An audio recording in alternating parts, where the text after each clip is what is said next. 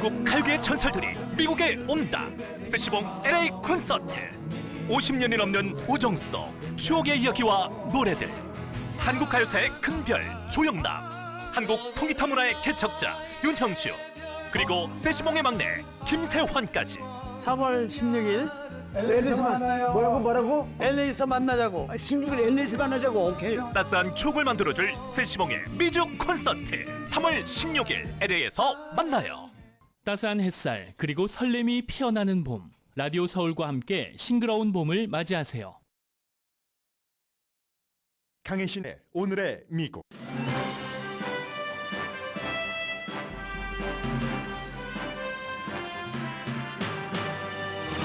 미국에서 주이시로서 최고위 공직자인 척 슈머 민주당 상원 대표가 이스라엘 총리를 바꿔야 한다고 밝힌 뒤 이스라엘과 미국 공화당의 지진이 일어났습니다. 미국 대선 이후와도 연결됩니다. 러시아에서는 오늘부터 대통령 선거가 치러집니다. 푸틴이 이길 선거인데도 푸틴은 시위 당일 엄중 시위하는 사람을 처벌한다고 밝혔고 위협과 같은 경고들을 내놓고 있습니다. 러시아 대선 역시 미국 대선과 연관이 깊습니다. 트럼프 전 대통령이 선거 개입 혐의로 형사 기소된 조지아주 사건은 최근 검사와 특별검사와의 연애가 더욱 주목됐습니다. 판사는 오늘 연애 사건 스캔들의 주인공 중 한 명이 사임하면 이 사건을 현재의 검사팀이 이끌 수 있다고 판결했습니다. 트럼프 전 대통령이 지명한 플로리다주 판사는 기밀 서류 케이스를 기각해달라는 트럼프 측 요청을 기각했습니다. 버니 샌더스 연방 상원 의원이 일주일에 32시간 일하는 내용의 법안을 상정하자 공화당이 강하게 반발합니다. 홈디포가 할로윈 상품 홍보를 7개월 일찍 시작합니다. 로스앤젤레스 억만장자가 유명한 골프장이 자신 가족을 인종차별했다면서 고소했습니다. 카멜라 해리스 부통령의 남편도 멤버인 힐크레스트 컨트리 클럽입니다. 오징어 게임에 출연해 골든글로브 상도 받은 배우 오영수 씨가 여배우 성폭행 혐의에 대해 유죄 판결을 받자 미국에서도 보도합니다. 미국뿐 아닙니다. 유럽, 세계 모든 나라가 보도를 합니다. 일론 머스크의 로켓 회사 스페이스X의 우주선 로켓이 지금까지 했던 테스트 가운데 가장 크게 성공했습니다. 우주인이 그 우주선 로켓을 타고 달과 그 너머까지 가는 게 최종 목표입니다. 여러분 안녕하십니까? 오늘의 미국 강혜신입니다. 오늘 방송과 텔레비전의 탑뉴스가 완전히 다릅니다. 저는 현재 그 방송의 탑뉴스를 광고 들으시고 나서 두 번째 전해드리겠습니다. 대신에 오늘 미국의 거의 모든 주요 신문의 탑뉴스부터 전해드리겠는데요. 월스트리트저널 보수죠. 그리고 진보인 뉴욕타임스, 워싱턴 포스트를 포함을 해서 보스턴 글로브까지 이 탑뉴스로 보도한 것은 어제 이 시간에 잠깐 전해드렸었던 미국에서 주이시로서는 최고 공직자인 민주당인 척 슈머 상원 대표가 이스라엘 총리를 지도부를 바꿔야지 된다. 선거를 다시 치러서 이렇게 밝힌 뒤에 그야말로 미국에서는 공화당이 엄청난 반발을 하고 공화당뿐이 아닙니다. 이스라엘에 대해서는 미국의 민주당의 정치인들도 상당히 아주 친이스라엘적이죠. 그래서 심지어는 그 민주당 정치인들까지 척 슈머를 무척 비난을 하고 있고요. 공화당은 지진입니다. 더군다나 이제 지금 이스라엘에 대한 굉장한 그 여론 불안감이라고 할까요? 이런 것들이 늘어나면서 바이든 대통령이 먼저 슬쩍 얘기를 했고, 예를 들어서 벤자민 네타냐후는 이스라엘에 도움이 되기보다는 해가 된다. 이렇게 얘기를 했었잖아요. 그리고 어제 이제 바로 척 슈머가 얘기한 게 선거를 다시 치러서라도 벤자민 네타냐후를 바꿔야지 된다. 한 45분 정도 연설을 하는데 연설을 하기 전에 백악관 관계자에게 내가 이런 그 성명을 발표하고 연설을 하겠다 하고 알렸다고 했습니다. 오늘 아침에 바이든 대통령은 그 연설이 내가 내용을 일일이 말하진 않겠지만 굉장히 좋다. 그리고 척 슈머 혼자의 생각이 아니라 많은 미국 사람들의 생각을 반영한다. 이렇게 반응을 했습니다. 그런데요. 이스라엘에서의 반응을 보면은 대단히 껄끄럽습니다. 그리고 가장 미국에서 최고위 공직자일 뿐만이 아니라 주이시로서 척 슈머가 벤자민 네타냐후와도 가까웠고요. 이 사람이 주이시 중에서 최고 공직자니까 이스라엘에 대해서 어떠한 입장이었겠습니까? Maybe 정말로 가까이 할 수 있다면 미국과 이스라엘을 동등하게까지 놓고 모든 일을 했을지 모릅니다. 그런데 이 사람이 벤자민 네타냐후가 이스라엘의 이익보다 자신의 정치적인 이익을 항상 우선시하면서 길을 잃어버렸다. 가자 지역의 민간인 피해를 용인하려는 그런 그 태도는 이스라엘에게도 나쁘다는 겁니다. 왜냐하면 이스라엘에 대한 세계적인 일반인들, 국가별의 반감이 역사상 엄청나게 커지고 이스라엘에 대한 지지는 역사상 최저 수준으로 내려가고 있으니까 이스라엘이라는 국가 자체가 버림받으면 살아날 수가 없다.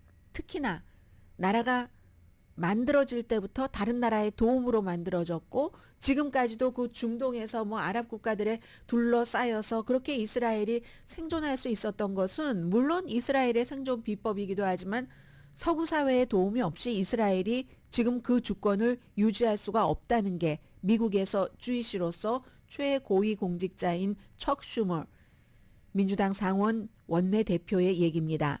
그러자 이제 이스라엘이요. 리쿠르당이 먼저 얘기를 하는데 아니 이스라엘이 바나나 리퍼블릭인 줄 아느냐. 이스라엘은 굉장히 독립적이고 자랑스러운 민주주의 국가다. 이렇게 얘기를 했고요. 그리고 이제 완전히 그 선출된 정부를 존중하고 뭐 당연한 얘기죠. 훼손하지 말아라. 또 그 대사 자체도 미국 대사도 굉장히 척 슈머를 비난을 했습니다.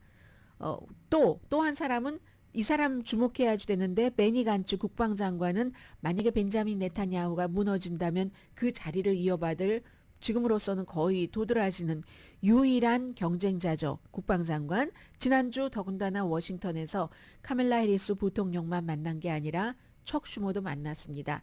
뭔지는 잘 모르지만 일반인들이 파악하긴 힘들지만 세계사는 이렇게 이루어지는구나. 이게 성공할 수도 있고 실패할 수도 있고. 왜 국방장관이 미국에 왔을 때는 벤자민 네타냐후가 허락하지 않았는데도 왔습니다. 와서 카멜라 해리스 부통령을 만나고 나선 또 미국의 입장이 별로야 하고 비난을 했었거든요. 그리고 척 슈머도 만나고 이스라엘에 가서 척 슈머가 벤자민 네타냐후를 갈아치워야 된다고 하니까 또 척 슈머를 비난을 합니다. 이 사람 마음속에 척 슈머를 비난하고 싶었을지 아닐지는 본인과 아는 사람은 다 알 것 같고요. 지금 그렇게 움직임이 일어나는 것 같습니다. 공화당에서 대표적인 한두 사람만 말씀을 드리겠습니다. 미치 매코넬 공화당의 상원 원내대표는 민주주의에 대해서 다른 나라를 간섭해서는 안 된다. 과민 반응을 해서도 안 된다. 더군다나 민주적으로 선출된 이스라엘 지도자를 이거 제거하라는 거잖아요. 그건 기본적으로 이게 사실은 안 되는 거죠. 굉장히 기괴하고 위선적이다라고 얘기합니다. 여기에 대해서 척 슈머는 그게 이스라엘을 위하는 길이다. 이스라엘이 완전히 고립되면 그거 유지되기 힘들다. 나라가 지금 이런 얘기고요. 마이크 존슨 공화당의 하원 의장 역시 하는 얘기를 하고 한마디로 부적절한 발언에 잘못된 발언이다라는 얘기입니다. 민주당인데요. 버지니아주의 마크 워너 상원 의원은 이제 이렇게 되면은 벤자민 네타냐후도 미국 어떠한 정치에 간섭하려는 시도, 개입하려는 시도를 아주 당당하게 니들도 그랬으니까 나도 하고 할 것이다. 이런 그 경고를 했습니다. 아무튼 이 척 슈머의 이스라엘에 대한 발언이 벤자민 네타냐후 이스라엘 내부에서 인기 없는 건 사실입니다. 어떤 영향을 미칠지 모르지만 그럼에도 불구하고 이스라엘에도 우파가 있고 그 우파의 힘을 받아서 벤자민 네타냐후가 버티고 있는 것이고 지금은 전쟁 중이기 때문에 척 슈머가 얘기한 대로 금방 선거를 치르거나 이러진 않겠죠. 그러나 그 자체로 세계의 그 여러 가지 그 지금 정치적인 뉴스 분위기를 한번 뒤집었잖아요. 이걸 생각을 하고 말하자면 노리고 한 발언이라고 보여집니다. 선거는요. 언제냐면 2026년입니다. 벤자민 네탄야후 선거 치르려면. 그렇기 때문에 벤자민 네탄야후가 세계의 그 같은 비난에도 불구하고 가자 어린이들을 지금 굶기는 것을 무기로 하고 있죠. 유엔의 그 표현에 따르면 굶기는 것, 굶기니까 이렇게 저렇게 해서 어떻게 손들고 말아라 하는 특히 어린이들 굶기는 것을 지금 무기로 하고 있을 수 있는 게 선거가 2026년이기 때문에 아직 그것도 10월 달입니다. 많이 남았기 때문에 그렇습니다. 그래서 이제 이건 만약에 미국에서 트럼프 전 대통령이 된다면 벤자민 네탄야후와 각별한 사이입니다. 정치적으로나 개인적으로나 오죽하면 세계 모든 나라들이 다 예민하니까 예루살렘을 뭐 팔레스타인도 원하고 이스라엘도 원하고 하니까 그 대사관을 텔라비브에 뒀던 건데 그걸 트럼프 전 대통령이 딱 예루살렘으로 옮겨줬죠. 그것도 딸을 보내서 딸과 본인에게 돈 가장 많이 기부하는 카지노의 대부를 보내서 딱 현판식 하는데 가게 했었잖아요. 그런 정도고 대신 벤자민 네탄야후가 해준 게 있죠. 미국 내의 복음주의라든가 이스라엘의 뭐 여러 가지 힘을 가능하면 트럼프에게 가깝게 하도록 그렇게 해줬었고 그리고 트럼프 전 대통령 시절에 팔레스타인 그 당시에는 뭐 이스라엘 하마스 전쟁이 일어나지도 않았지만 팔레스타인에 대한 중단도 선언했었던 사람이 이 트럼프 전 대통령입니다. 그리고 서로에 대한 그 칭찬은 정말 말도 못하게 많이 하는 사람이 벤자민 네탄야후와 그 트럼프 전 대통령이죠. 이란에 대한 입장도 상당히 비슷하고요. 물론 약간의 그 의견 차이가 있는 것도 있지만 그래서 아마 벤자민 네탄야후도 미국 선거는 2024년이고 본인의 선거는 2026년이니까 마음속으로 트럼프 노래를 부르고 있을 겁니다. 그리고 이제 이게 더 중요하다고도 볼 수 있는데 러시아는 선거를 사흘이나 치르네요. 금토일 해서 일요일쯤이면 다 3월 18일이 되겠네요. 현지 날짜로.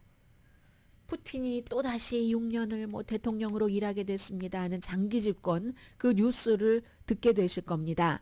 그래서 오늘부터 사흘 동안 치러지는데 러시아 선거는 가짜다. 이런 얘기는 누가 하냐면 워싱턴에 있는 유럽 정책연구센터의 샘 그린 그 러시아 전문가 이분이 하는데 왜냐하면 크렘린이 투표 용지를 시작부터 끝까지 다 관리합니다. 투표를 하는 사람도 관리하죠.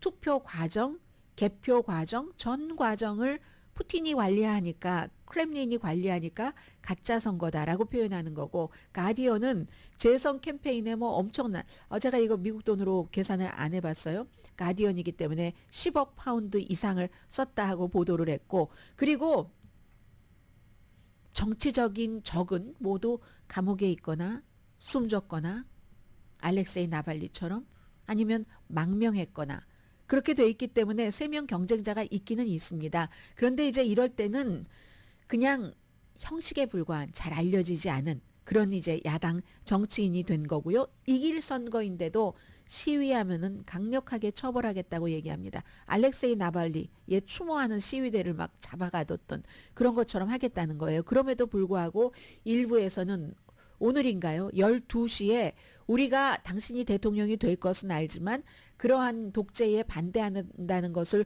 보여준다는 시위를 한 그 일종의 일요일 정오네요. 마지막 날. 일종의 코피 터트리기라도 해보겠다. 너도 코피 정도는 터져야지 되지 않아?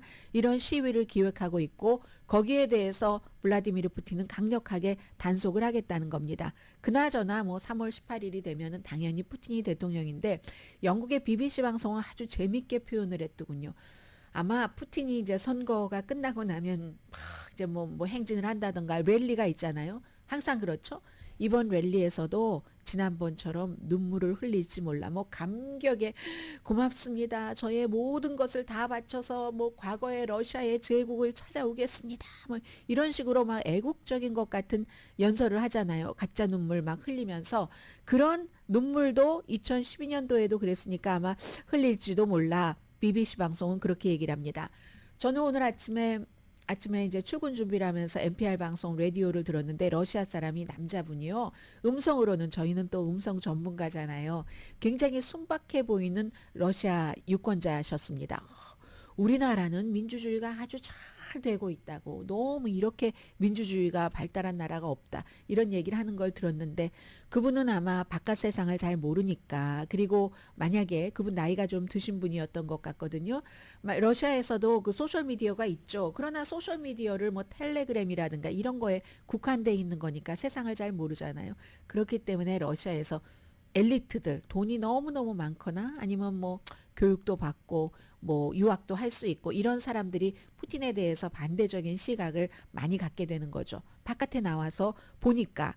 그리고 또 하나 제가 미국과 그 러시아의 공통점이라고 하면은 블라디미르 푸틴 있죠.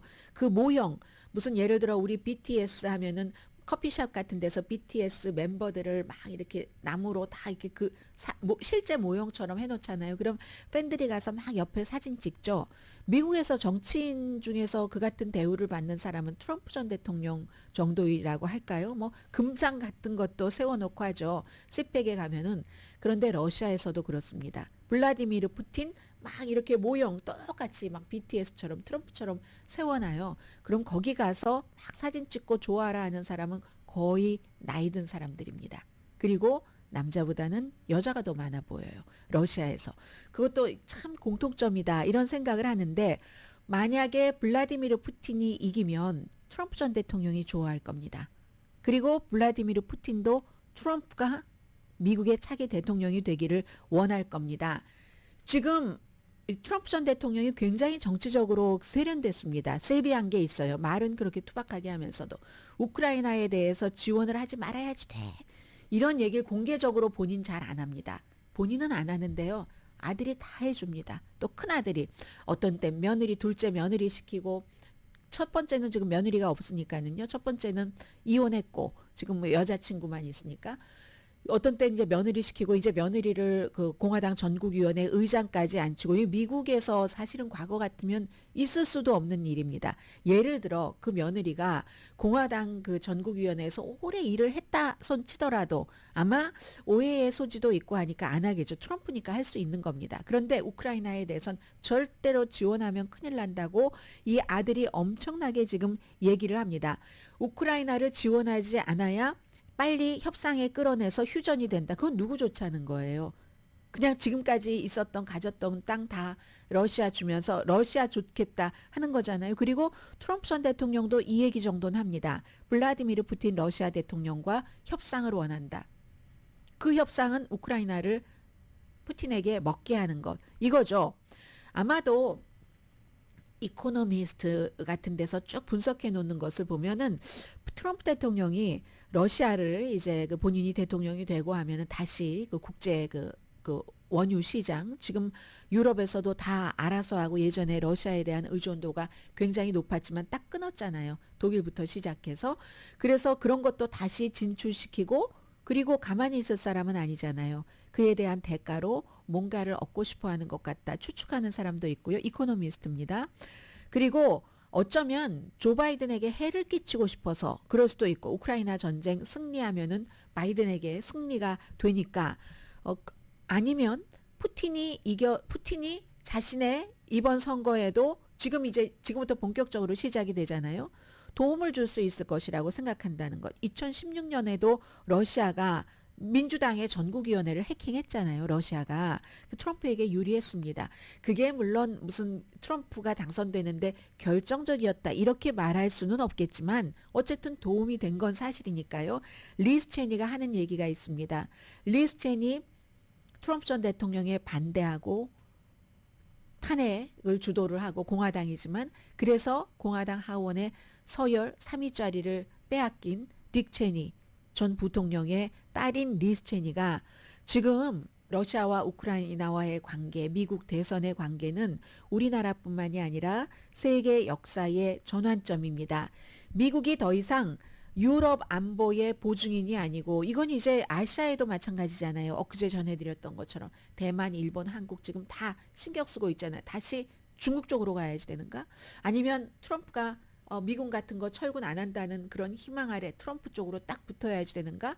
그러나 이러거나 저러거나 미국에 대한 신뢰는 없어진 겁니다. 트럼프 이후에. 지금 유럽에 그런 얘기를 하고 있는 거고 미국이 또 아시아에서도 더 이상 신뢰를 받지 못하게 되면은 그러면은 이제 일부 국가는 위험을 피하려고 러시아, 중국과 친해질 수밖에 없다.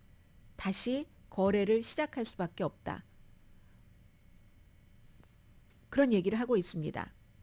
아주 다양한 종류의 계약을 하겠죠. 심지어 미국의 에너지 회사, 무기 회사 같은 경우도 다 마찬가지고 그런 회사들은 자신들의 이득을 위해서 일하지 국가 안보라든가 평화라든가 이상적인 민주주의를 위해서 일하는 회사가 아니니까. 그러므로 미국은 1945년 이후 민주주의 세계에서 우리가 미국이 지켜왔던 지배적인 역할을 결국은 잃게 될 것이다. 이번에 푸틴이 며칠 뒤에 대통령이 되고 트럼프가 대통령이 되면 이건 리스 체니 전 공화당의 서열 3위가 한 얘기입니다.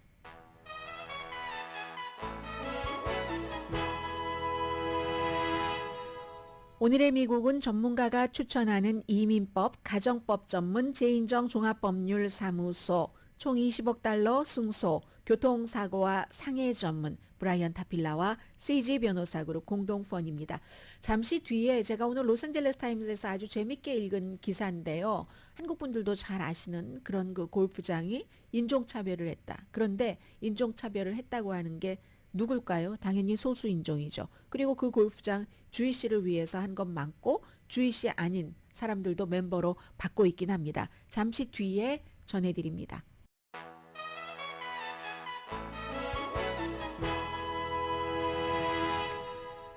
라디오 서울 방송 오늘의 미국 듣고 계십니다. 네, 정치 뉴스 브리핑 정도만 해드리겠습니다. 어제 어떤 분과 점심을 먹었는데요. 그분이 슬쩍 그렇게 얘기를 하시던데요. 트럼프도 싫고 바이든도 싫고 사람들이 두 사람 다 너무 싫어하기 때문에 정치 뉴스를 줄이고 경제 뉴스를 많이 해야지 된다. 이렇게 얘기를 하시는데 저도 힘듭니다. 저도 힘들지만 그러니까 어떠한 결과가 이렇게 쭉 나오려면 과정이 있어야지 되잖아요. 과정을 빼고 11월 5일입니다. 올해 11월 5일에 지금 지난 어느 정도 선거 캠페인을 한 결과 누가 미국의 대통령으로 당선됐습니다. 이렇게만 할 수 없는 게 뉴스인지라. 그러나 제가 그분이 그렇게 말씀하시는 것을 듣고 그걸 굉장히 참고를 해야지 되겠다라고 생각을 했습니다. 저로서는 좀 꼼꼼하게 하는 게 좋겠다는 이런 마음이 있는데 그걸 조금 솎아내고 그것도 일종의 욕심이잖아요. 솎아내고 헤드라인 정도로 처리할 수 있는 건 미흡하게 느껴지더라도 육하 원칙이 때로는 다 안 들어가더라도 그냥 그 맥만 유지할 수 있는 정도로 브리핑을 해드리고 대신에 어디를 강조하는 부분을 하자 이렇게 생각을 했습니다. 오늘 실천 데이 1입니다. 조지아주 판사가요. 이거 거의 12,000표 정도 되는 거 찾아내라 했었던 그래서 처음에는 18명이었던가요? 하도 많아서 19명이었던가요? 하다가 3명이 트럼프 변호사 2명을 포함해서 저는 유죄입니다. 인정을 하고 이제 벌을 조금 좋게 받으려고 했잖아요. 아직도 14명과 트럼프 전 대통령이 남아있는데 엊그제는 그 기소 가운데서 뭐가 좀 부족하다 하면서 6개를 기각을 했고 조금 더 해오면은 다시 기소할 수도 있어 라고 했고 오늘 아침에는 판사가 34살밖에 안 된 판사예요. 판사가 지금 이 케이스가 파니 윌리스라는 트럼프 전 대통령이 가장 싫어하는 법조인 가운데 한 명인 아프리칸 아메리칸 여성 그 사람이 이제 네이선 웨이드라는 특별검사를 임명을 했는데 그 특별검사와 연인 관계였다는 겁니다.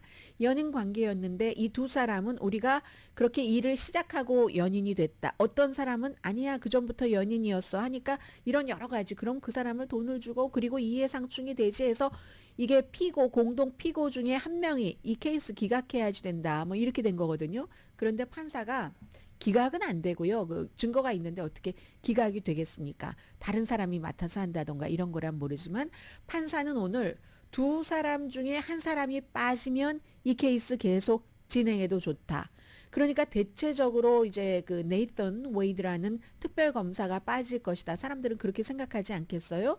그리고 파니 윌리스가 주도해 갈 것이다라고 하는데 MSNBC인가만 조금 반대로 아마 이 그 여자 주도하는 검사가 본인이 빠질 것이야 이런 얘기를 하는데 그런 건 뭐 중요한 건 아닌 것 같고 판사는 그 관계나 뭐 여러 가지 부적절한 면이 있었다고도 할 수 있지만 실제로 이해상충은 아니다 이런 얘기를 합니다. 만약에 이 사무실에서 이 케이스를 맡지 못하게 됐다면 새로 뭘 다 이제 선정을 해야지 되고 굉장히 복잡하겠죠. 기소 자체가 없어지는 건 아니니까요. 지금 그렇게 됐고요. 그리고 또 하나는 플로리다주에서 기밀 서류에 관해서 그 기각해달라라는 트럼프 측의 요청을 트럼프가 지명한 에일린 매논이라는 플로리다주의 지방 판사가 그걸 기각했습니다. 트럼프의 기각 요청을 기각했습니다. 그리고 또 뉴욕 검찰은요. 트럼프 형사재판 스토미 데니엘스라는 포르노 배우하고 자고 돈 주고 안 줬다고 하다가 나중에 준 거 드러나니까 그거 무슨 뭐 제대로 준 거야라고 했다가 복잡한 그 관계에 대해서 그 선거법 위반으로 했는데 왜냐하면 선거 직전 일주일 전에 입막음용으로 돈을 줬으니까 그랬는데 이제 그 케이스에 대해서 검사가 조금 뭐 트럼프 전 대통령이 연기하기를 원하죠. 계속 모든 재판을. 그런데 뭐 30일 정도 연기할 수 있겠어. 우리도 사실은 더 많이 자료를 들여다봐야지 될 게 있어. 뭐 이 정도 얘기를 했고요. 자의든 타의든 트럼프 전 대통령에 대한 그 재판은 지금 많이 연기가 되고 있습니다. 그리고 트럼프 전 대통령이 어제 조금 솔직하다기보다 분명하게 얘기를 한 게 있는데 이 얘기는 지금 얘기로서는 받아들이는 게 맞는 것 같죠. 왜냐하면 브레이트바트라는 극우에다가 브레이트바트도 만만치 않게 음모론을 퍼뜨립니다. 이 브레이트바트와의 인터뷰에서 소셜 시큐리티와 메디케어는 삭감하지 않을 것이다. 절대로 손대지 않을 것이다 라고 얘기를 했거든요. 그런데 문제는요.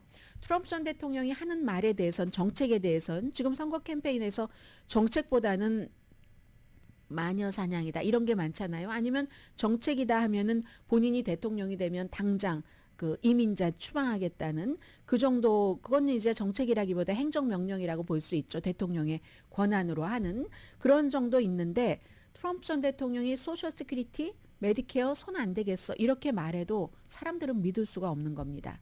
지금은 이 말을 하는 게 나에게 유리하다고 생각하니까 이 말을 하는 거지만 신뢰가 있어서가 아니라 그때그때 분위기 봐가면서 분위기 파악을 또 잘하죠. 그래서 항상 모든 것을 본인에게 좋은 쪽으로 하니까 본인 또 재판과도 관련되고 이래서 본인에게 좋은 쪽으로 결론을 내리니까 그래서 공화당의 이제 큰 손들은 돈을 많이 다루는 사람들은 이런 불확실성 을 가지고는 내가 돈을 잃어버릴 것 같아 해서 니키 헤일리를 지지를 했었던 것이죠. 우리가 다 알고 있는 것처럼.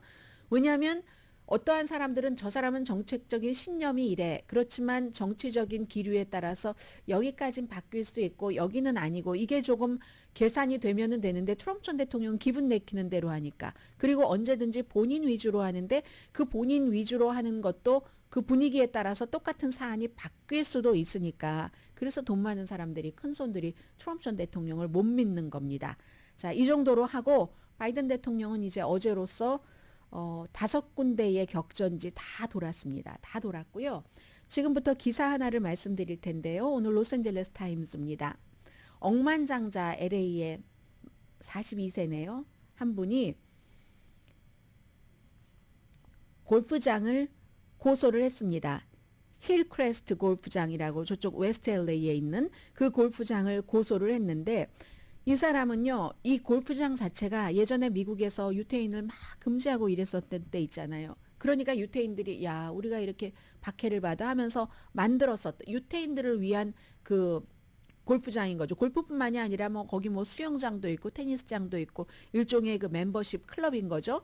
컨트리 클럽인데 고소한 사람은 유태인인 매튜 위닉이라는 이 사람 주이시입니다. 주이시인데 왜 본인이 원래는 이제 아버지가 너무너무 큰 억만장자였어요. 이 사람도 돈 많지만 그런데 아버지가 그래서 그동안 이제 준 멤버로 모든 가족들이 다 여러 가지를 혜택을 받았죠. 그 클럽에서 뭐 파티도 하고 뭐도 하고 뭐 추도식도 하고 그런데 지난해에 이제 아버지가 최근에 돌아가시고 정 멤버, 정 회원을 신청을 했더니 골프장에서 안 받아줬다는 겁니다. 안 받아준 이유가요? 인종은 아니겠죠. 이 남자로 보면. 그런데 남자의 아내, 아이들이 히스패닉이라는 이유로 안 받아줬다. 이건 이제 이 사람의 주장이에요. 골프장에서는 자격이 안 된다 하고 이분은 골프장 정회원이 될 수 있는 자격을 세 가지를 다 갖췄다고 하고요. 뭐 150에이커나 되는 아주 큰 그 힐크레스트 골프장에서 멤버가 한 500명 정도 된다고 하더군요.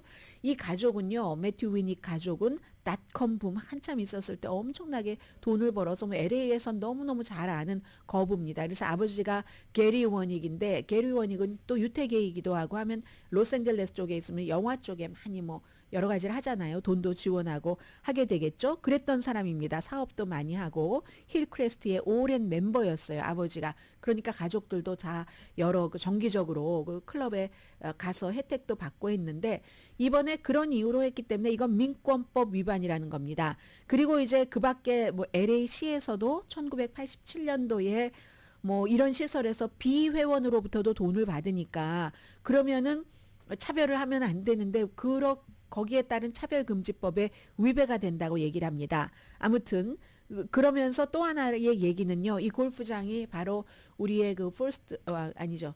그 부통령의 남편이 주희 씨잖아요. 부통령 남편 주희 씨가 엔터테인먼트 변호사고 골프 광입니다. 그 사람이 바로 이 골프클럽 멤버거든요. 그래서 고소장에 첫 문장이 그렇게 시작한답니다. 침묵도 공범이다. 이런 시대에는 아니 여기 뭐 이런 사람도 멤버고 이런 사람도 멤버가 있는데 침묵도 멤버다라고 얘기를 하고 있고 세 가지 기준이라는 거 멤버가 될 100시간 정도는 적어도 사회봉사를 해야지 되고 그리고 내가 지금 쓸 수 있는 자산의 5%를 기부를 해야지 되고 꽤 많네요. 사회환원인 거죠. 그 밖에 이제 도덕적인 기준 본인은 이 세 가지에 하나도 어긋나는 게 없다. 이렇게 얘기를 하는데 이게 안 됐다는 겁니다. 그리고 이제 그 전에 조금 복잡한 얘기를 하는데 이 골프장의 그 회장하고 한 테이블에 있다가 본인의 가족이 히스패닉인 줄 알면서 히스패닉 말로 뭐 입 닥쳐 뭐 이렇게 했다는 등 그 약간의 뭐 서로의 그 언성 높임이 있었다 뭐 이런 얘기들이 나오고 어쨌든 지난해에 이런 일들이 쭉 있으면서 멤버십이 억셉트가 안 됐는데 내 아내와 아이들이 히스패닉이기 때문이다라고 얘기를 하면서 그 소장에 여러 가지를 다 썼는데 일부를 로스앤젤레스 타임즈가 요약해 놓은 걸 보니까 너무나 여기가 이제 압도적으로 백인 멤버들이 많고요. 그런데 또 당혹스러울 정도로 낮은 재산세를 낸답니다. 150에이커라고 말씀을 드렸었죠. 150에이커 정도가 되는데 재산세가 25만 달러래요. 원래 내는 대로 하면 한 뭐 7천만 달러 정도 내야지 되는데 특별한 방식으로 이렇게 저렇게 해서 25만 달러밖에 안 된다 하면서 보조금을 받는 인종적인 귀족 집단이다. 이렇게 그 본인도 뭐 아무튼 아버지 때부터 계속 골프도 치고 뭐도 하고 했었던 골프장에 대해서 이렇게 얘기를 했습니다. 그런데요. 제가 이 내용은 뭐 우리가 그 주희 씨는 아니지만 여러 가지 미국의 한 단면이기 때문에 말씀을 드리는 거고 이 골프장도요. 1987년까지 여성도 허용하지 않았습니다. 1987년까지. 그러니까 이제 뭐 일종의 개인 영지처럼 이렇게 운영을 해왔던 건데 주희 씨 아닌 사람도 멤버로 받아들인다고 하잖아요. 그래서 제일 유명한 사람이 뭐 프랭크 시나트라라든가 그밖에 누가 있죠? 오말리도 있네요. 올터 오말리. 또 영화배우 시드니 포이티에 이런 사람들도 멤버였는데 아무튼 아직도 이런 문제로 심지어 나는 이분의 주장이 맞다면 뭐 판사가 다 알아서 판결을 하겠지만 이분의 주장이 맞다면 나는 주희 씨인데도 불구하고 물론 그 전에 개인적인 사정이 뭐 이런 것을 회원들도 또 뭐 회원들의 동의도 받아야지 되고 골프장에 가입할 때 그런 것들이 있잖아요. 그래서 아주 결정적으로 영향력이 있는 회원이 나를 거부하면 안 되고 그런 관계가 어땠는지 모르지만 어쨌든 기본적으로는 여러 가지가 다 충족됐는데 이분도 고소를 할 때 전혀 근거 없는 내용이야 쓰겠어요.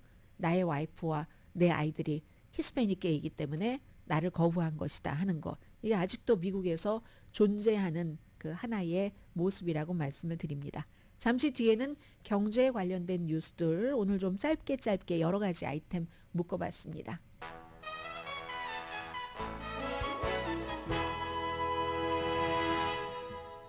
라디오 서울 방송 오늘의 미국 듣고 계십니다. 네, 전문가가 추천하는 이민법, 가정법 전문 재인정 종합법률 사무소, 총 20억 달러 승소, 교통사고와 상해 전문 브라이언 타필라와 CG 변호사 그룹 공동 후원입니다. 홈디포요.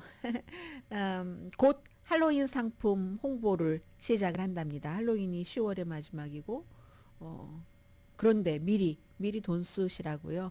미리 준비도 하시고 이거 뭐 부활절 토끼 나와야지 되는 때 아닌가요? 그런데 그렇게 나온다고 하는데 여름 더위도 오기 전에 이번에도 무슨 뭐 패키지로 하잖아요. 그래서 무슨 12피트 엄청나게 큰 보통 운동선수 한 2배 정도 되는 그런 정도 해골 패키지가 무슨 뭐 그게 뭐 299달러라고 하나요?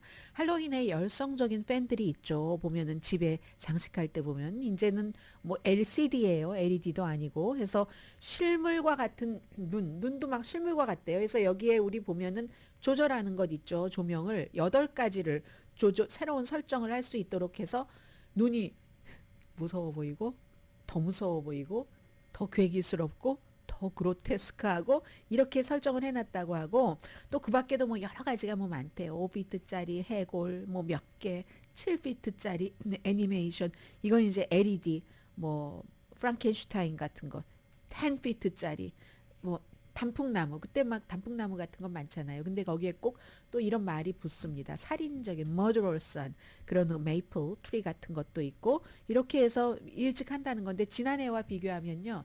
지난해는 노동절 끝나고 했다고 하거든요. 노동절이 9월의 첫 번째 월요일입니다. 미국은 메이데이가 아니라. 그런데 이걸 이렇게 빨리 한다는 겁니다. 그리고 7월 달부터는 온라인으로도 판다는 건데 뭐 여러 가지 이유가 있겠지만 어쨌든 뭐가 너무 잘 되면 지금 잘 되는 건 막 할 텐데 아무튼 더 빨리 당겨서 더 많이 팔기 위한 게 목표인 거죠. 뭐 지금 홈디포만 그렇게 했습니까? 돈을 더 쓰게 하려고 홍보 일찍 하는 것 엄청 많을 것 같고요. 오늘 미국에서는 이랬다는 얘기 못 들어봤는데 세계적으로는 빅뉴스였거든요. 맥도널드가 미국 회사잖아요.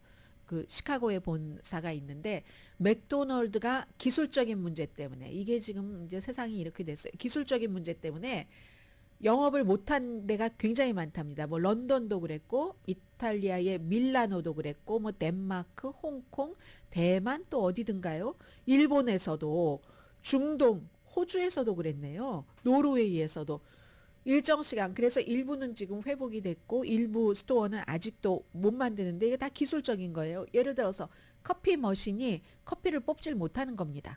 커피 머신이 뭐 그렇게 된다. 그리고도 이게 또 다 연결이 돼 있다네. 이걸 왜 다 연결을 시켜놓죠? 국가별로 연결을 시켜놓기 때문에 하나가 이게 셧다운 되면 다 그렇게 되는 글로벌 네트워크랍니다. 글로벌 네트워크라서 뭔가가 안 되면 안 되는. 그리고 아직 근데 이건 해킹은 아니고요. 뭐 문제는 지금 풀어가고 있다는 것이고 버니 샌더스 연방 상원 의원이 그제였습니다. 수요일에 일주일에 32시간 일을 하는 안을 내놨거든요. 내놓으니까 이제 어제 청문회가 있었겠죠. 본인이 의장으로 있는 상원의 보건, 교육, 노동 그리고 연금 다 합쳐진 그 위원회에서 청문회를 하는데 버니 샌더스 의원은 지금 40시간 일하는 것을 하루 빼자는 거잖아요. 이렇게 하는 회사 많습니다. 그리고 지금 그런데 이제 32시간을 하면은 뭐가 좋냐면 생산성이 오히려 더 좋아진다. 다야 그렇게 했어요. 그렇지만 생산성이 좋아진다. 왜냐하면 이 지금 기계 기술 혁신이라고 말씀드릴 수 있겠죠. 그 혁신 때문에 생산성이 얼마나 높아졌는데 그러면 버니 샌더스의 얘기는 이겁니다. 여러분은 어떻게 생각하세요? 이래서 젊은이들이 버니 샌더스를 좋아하는 거예요. 생산성이 높아져서 기계의 도움도 많이 받잖아요. 자동화의 도움도 받으면서 사람이 일을 하는데 그렇게 되는 경우는 근로자도 혜택을 받아야지. 기계의 혁신으로 생산성이 엄청 높아졌는데 그걸 누군가는 혜택을 지금 받고 있죠. 사주가 받고 있죠. 그런데 미국은 부자 다른 나라보다 훨씬 오래 일을 하면서 근로자들이 혜택을 못 받고 있어.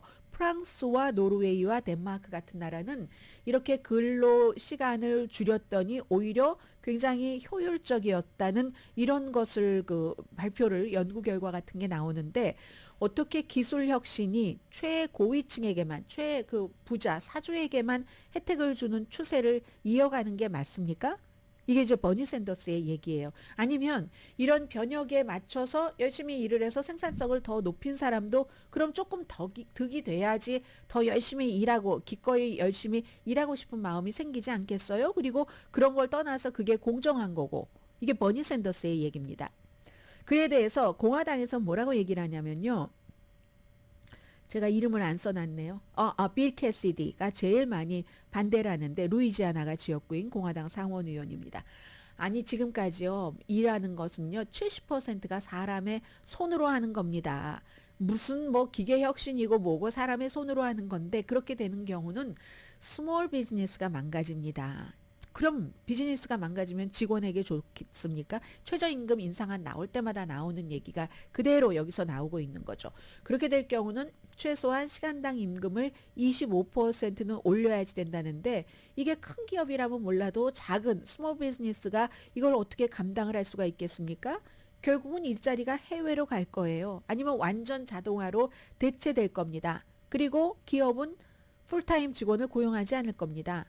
파트타임 직원만 고용하지. 이제 이런 얘기를 하고 있습니다. 그리고 무엇보다도 직업의 연속성이 필요한데 40시간 일해야지 무슨 32시간이냐 뭐 이런 얘기를 합니다. 그런데 여러분은 어떻게 생각하세요? 저는 이런 생각이 들거든요. 저도 이제 기계의 혁신, 기계의 도움을 받아서 일을 많이 하고 있죠. 예전에는 제가 헐리우드에 새벽마다 신문을 사러 다녔어요. 옷 막 다 더러워지면서 이만큼씩 신문 사고 거기 내려서 깜깜한데 지금은 그럴 필요가 없잖아요. 다 컴퓨터 안에 다 들어있으니까 그때보다 훨씬 많은 그런 신문들이 들어있으니까 방송도 훨씬 많아졌고 그래서 도움이 되는 게 분명히 있을 겁니다. 도움이 되는 업종도 그렇고 더 생산적일 수 있는 저와 같은 일을 하는 사람 예를 들어서 그러나 또 많은 기업과 많은 산업에서는 아직은 이 기술적인 문제라든가 32시간이라든가 이게 해당되지 않는 것도 있을 것 같아요. 말인즉슨 케이스 바이 케이스다 라고 생각이 된다는 거죠. 여러분은 어떻게 생각하세요?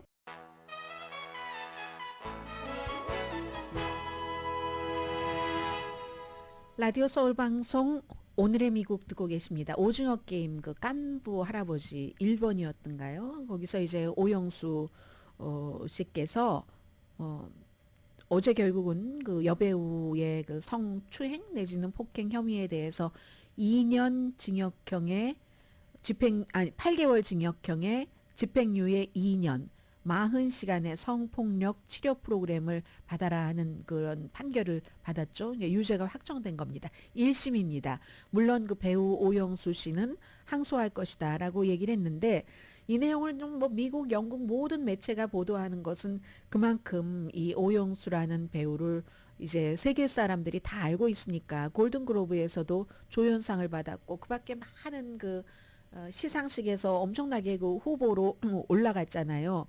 2017년도에 이분이 이제 연극 배우였으니까는요. 오랜 동안. 그래서 이분이 여배우에게 지방 공연을 할 때 여배우가 뭐 렌트돼 있는 그런 방에서 뭐 손을 잡고 뺨에 키스했다는 거예요. 그렇게 했는데 그 여배우가 누구라고는 지금 안 알려진 것 같죠? 다른 사람에게 말도 했고 그리고 일기에도 써놨답니다. 재판부는 이 여배우의 말을 들은 거고 오영수 씨의 경우는 아니라고 혐의를 부인하지만 사과는 했어요. 왜냐하면 이 여배우가 2017년도에 있었던 일이지만 오징어 게임에 하도 이제 성공을 하고 막 이러니까 그때 이제 이런 것을 말하자면 일종의 그 폭로를 한 거죠.